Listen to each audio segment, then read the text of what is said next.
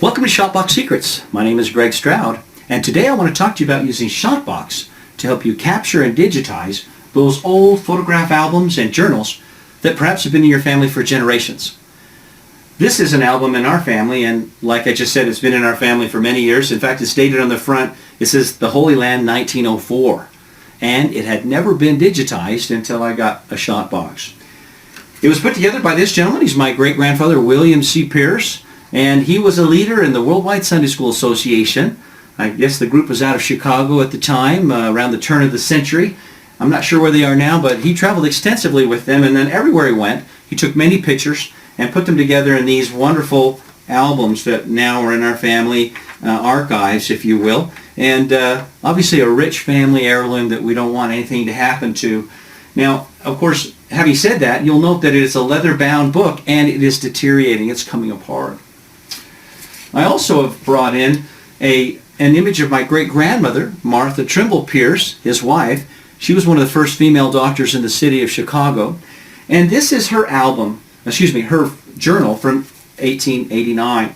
It is exquisite. There's hardly any scratch-outs. In fact, I haven't found one. Her handwriting is almost a work of art. But the book itself is falling apart. It's deteriorating. It's not a surprise. The first entry is from 1889. And so obviously, I want my family to remember these people. They're key to our family heritage and history. I want my children to enjoy those books, but of course, in time, the worry is they'll disappear. So digitizing them is very, very important. Now, the question might be asked, well, why haven't you done it to date? Well, the answer is simple.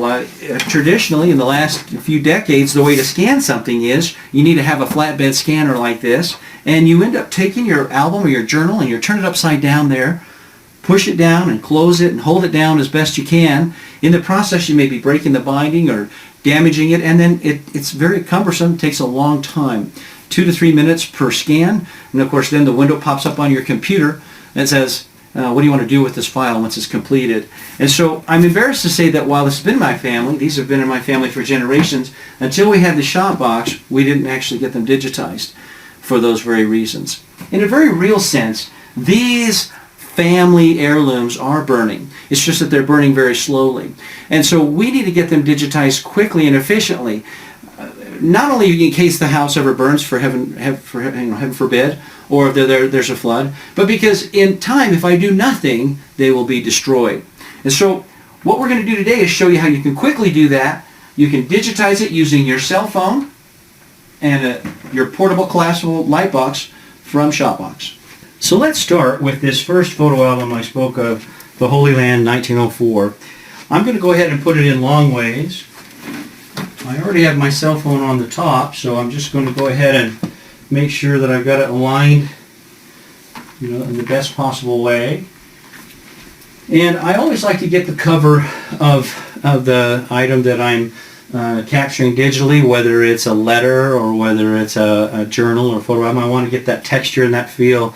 At least if in the event we do lose the photo album or the journal, we can at least kind of see, even perhaps recreate it if we wish by seeing the outside.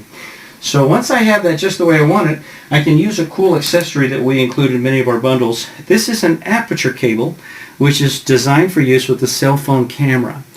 The way it works is we simply plug this into your ear port and then put it back down, and we are now ready to take pictures using this cable rather than touching the camera.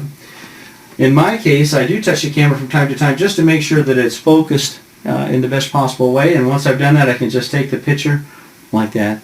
I just scan that image. Isn't that remarkable? Another thing I like to do, if possible, is get a picture of the author of the journal or of the person who put the photo album together. In this case, it's William C. Pierce.